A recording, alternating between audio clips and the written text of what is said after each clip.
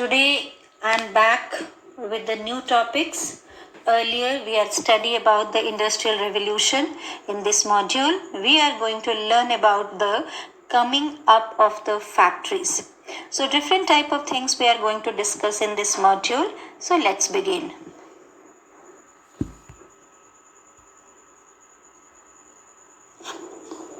Students, let's begin. The first topic is the coming up of the factory.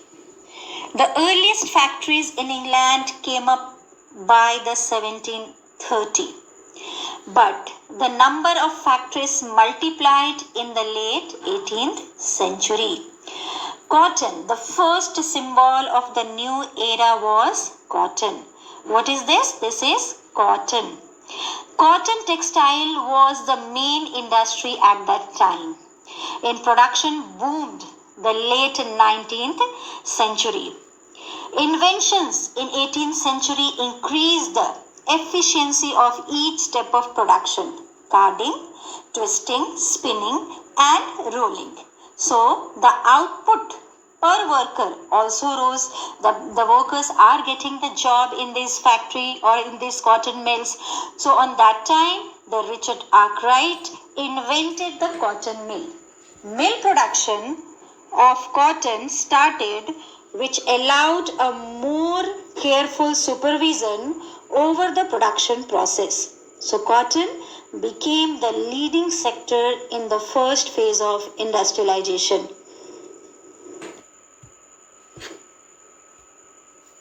So the factory system increased largely in England because this became an intimate part of the English or the England's landscape. Merchants concentrated their attention on the mills and neglecting the workshop of countrysides where production still continued, because entire process is going to become modernized.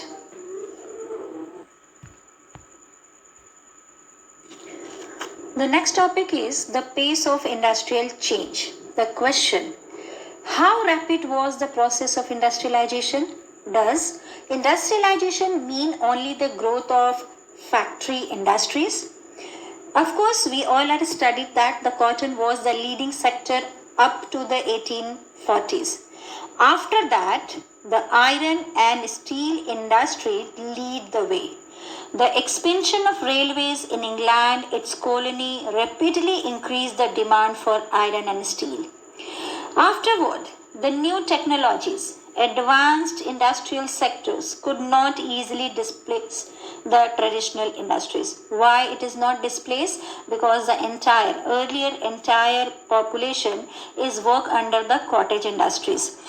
Afterward, the textile were still produced within the domestic unit and not in factories. The high cost of machines and the uncertainty of their performance made the different type of technological changes.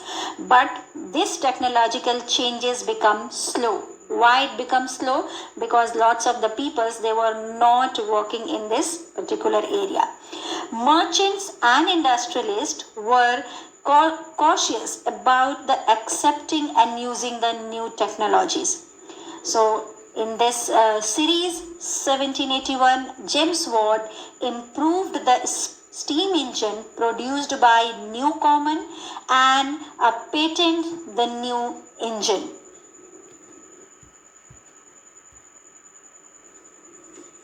So students, the new machineries and industries could not easily displace the traditional industries. We have studied.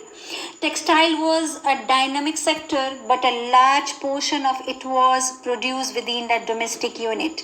We had studied that. At the end of 19th century, less than 20% of the local workforce was employed in technologically advanced industrial sectors. Rest of the 80% peoples, they are working under the traditional industries.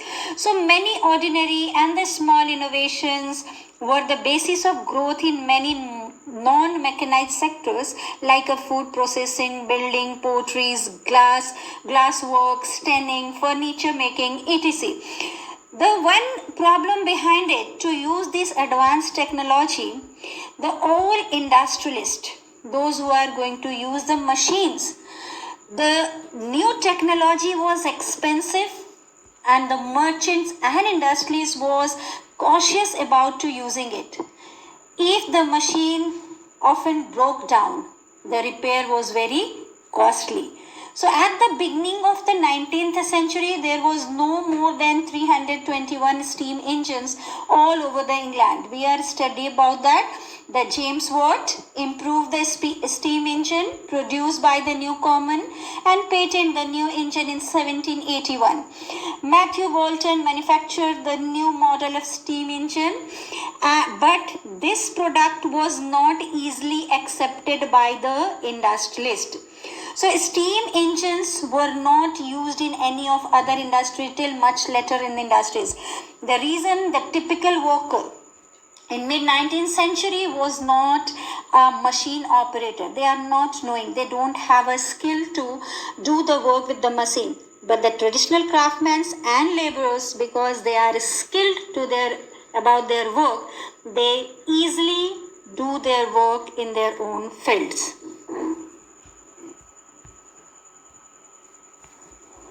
Let's see the picture. In first side, a fitting shop at a railway work in England. The illustrate the London News 1849.